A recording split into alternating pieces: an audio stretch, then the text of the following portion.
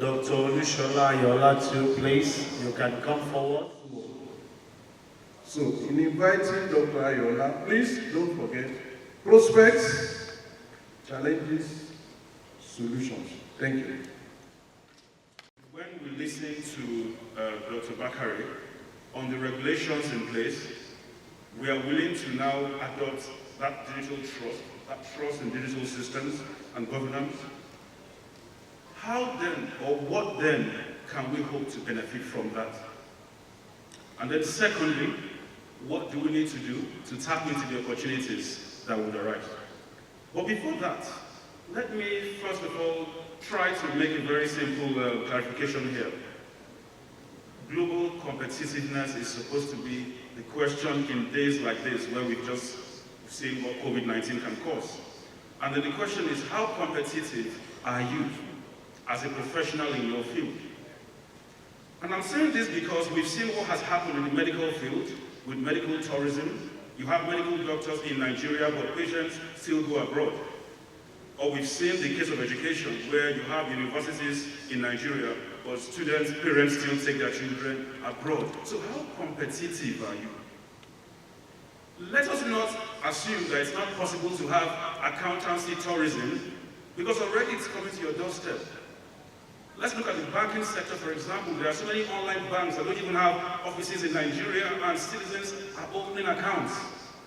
Loan facilities that are not even existent in our country. And with the world of cryptocurrency, in fact, the entire space is becoming more uncertain. And let me not talk about metaverse that Facebook has decided to create, which is creating an entirely different world, not even like the internet we used to know, where you will have to buy homes in the metaverse. You can actually be an employee for someone else in metaverse. The world is fast changing, so how competitive are you? And I'm saying this on the background that when we talk about digital trust, it's assumed that, okay, perhaps we do not yet have that trust. Like Dr. Keremy gave an example of his friend who said, I trust my cash more than the card. But while we are discussing that topic of digital trust, let us understand that subconsciously, we all have that digital trust. Where do you exchange contact, documents? Is it not on Google Drive? Do you know who has access to that document you put on Google? All our chats, where do we do them on? WhatsApp and co. So someone somewhere already has your data, and you're not bothered. So the accountant already is using digital systems, and the clients are also doing the same. But the truth is that we have so much confidence in foreign digital systems than local.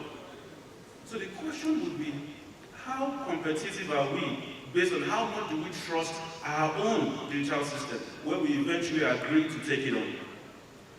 I must say this because there are many instances of solutions that have been made by Nigerian developers. And when I say developers, I'm talking of computer experts, programmers, and so on, that are supposed to solve some of our local problems, but not many of us are willing to adopt it. We start asking the question, but it's by Nigerian, I'd rather use the one that was done abroad.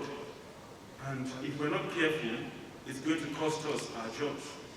Because very quickly, you will start seeing applications on your phone that can do everything that the accountant in Nigeria is supposed to do for you, with full knowledge of the Nigerian regulatory systems, but not by a Nigerian accountant.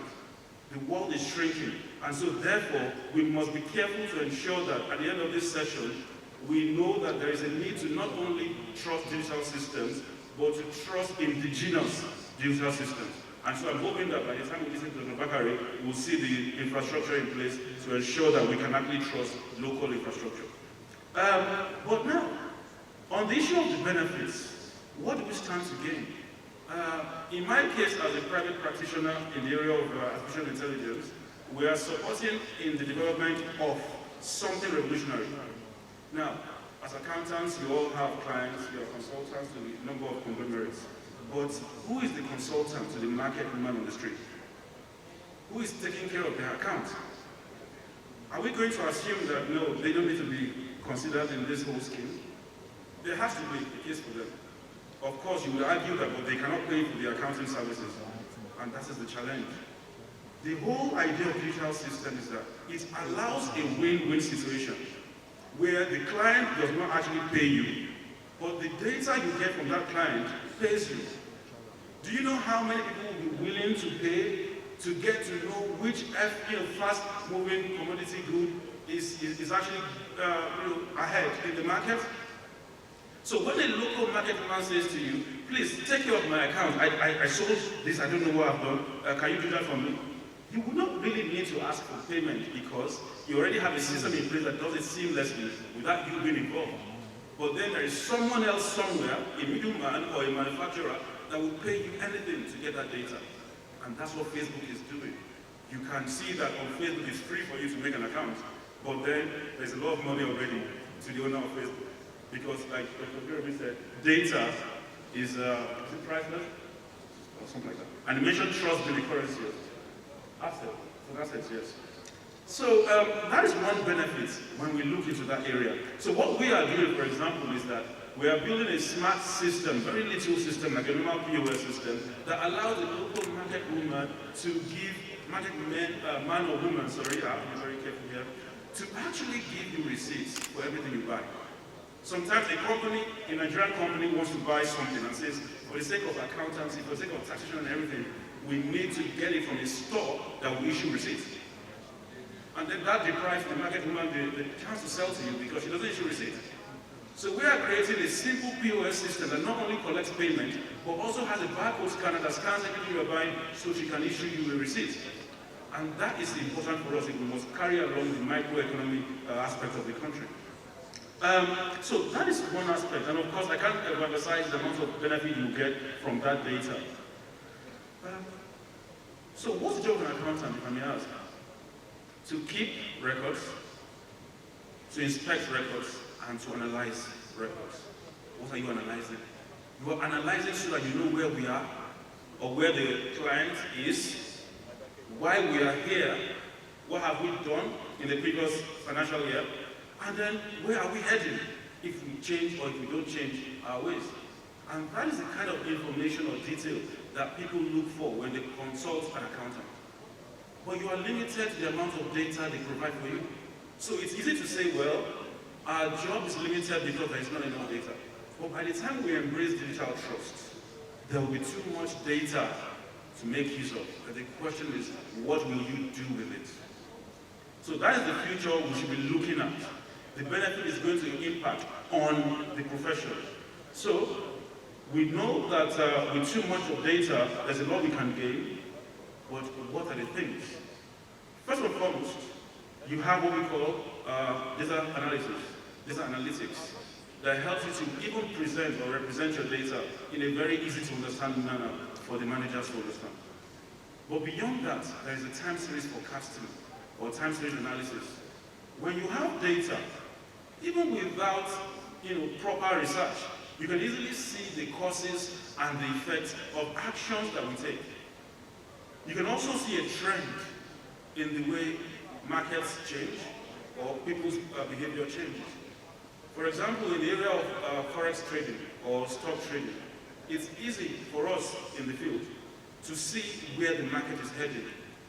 We built a system at REG, for example, that allows you to predict the next maybe 7 days or 7 weeks behavior of the market. Now, that's the kind of information that people want to get when they call a consultant like yourself. And you can only be able to give them that level of insight when you have that skill in data analytics, in machine learning, in data science. So these are the opportunities it opens up for you as accountants. But if you cannot learn it at this stage, because we all know that it's easier to learn new things when you are still in need of the knowledge for the sake of getting a job or something. So at this level, you are leaders. You need to encourage the younger ones to come on board with these skills. And how do you do that? By making it a point of policy in your organization that any young accountant that is joining or coming on board must come with certain skills that can help revolutionize the way you do things as accountants. Now, what are the kind of skills we should be looking out for? Number one, app development. What is app development? All those applications on your phone that make it very easy for you to make a Google Map, Google Email, any other kind of service on your phone. That is an app. Somebody somewhere sat down to build it. And it's becoming a case of expert systems now, where an expert must be the one to do it. I say this because the future holds, that you will not need to be an accountant to do the job of an accountant any longer. And I'm not saying this because accountants are not needed. I'm saying this because just one accountant can solve the same problem that several accountants will usually solve by simply creating an application on the phone that everybody can use. So it's important that in everything we do, there must be an expert within your organization that at least can create an application. So anybody that comes to you as a consultant should be given that app on their phone, so that it's very easy to collect their data, make use of their data for themselves. And I'm happy to soon listen to regulations that will be in place when you begin to develop apps for clients, so that they too can be rest assured that it's safe in your hands. Also, one thing that we have to do, well, of course, I've mentioned app development as a skill, but of course, machine learning too is another skill. It's important that new accountants or accountants coming on board understand very quickly how to make inferences from unrelated data.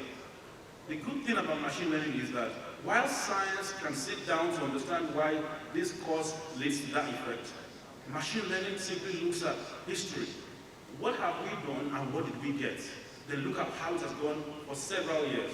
And then you can easily see, without any need for scientific evidence, that if we continue to do this these ways, these are the results we are going to get. And clients need that because the world is becoming even more complex than we used to know. So there are so many areas, so many factors that contribute to the market. So digital currency is only rising. We have seen with the case of cryptocurrency, we've seen in the case of digital currencies, like in Nigeria as well. But when last did you visit the bank? So everybody now, clients now want everything to be digitalized. Nobody really wants to do paperwork anymore. So it's something that we have to adopt. Finally, I'm going to wrap it up by saying that the only way to secure a sustainable future for any profession is to adopt digitalization. And because that is where the world is heading. And it's only a matter of time before we realize that we have no choice but to adopt that method. Or are we going to wait until we are forced and at that point in time we lose out in the global scene? Or are we going to be prepared? And so I think that the thing or the topic for this particular workshop has been well thought out. It's very important that we embrace digitization and digital trust. So I would like to listen carefully now to words from Dr. Bakare on what regulations might be in place for all of us. Thank you very much. And the next to receive his plaque is Dr. Olusola Ayoola. Please put your hands together for him as a council.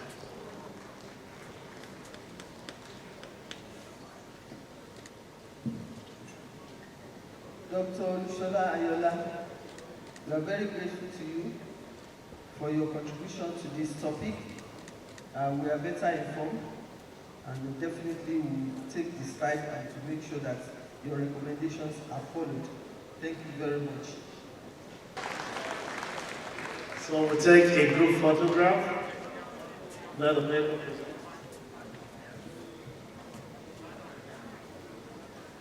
Please, let's be upstanding to take the ICAN anthem and national anthem so that we can bring it to a close. The technical.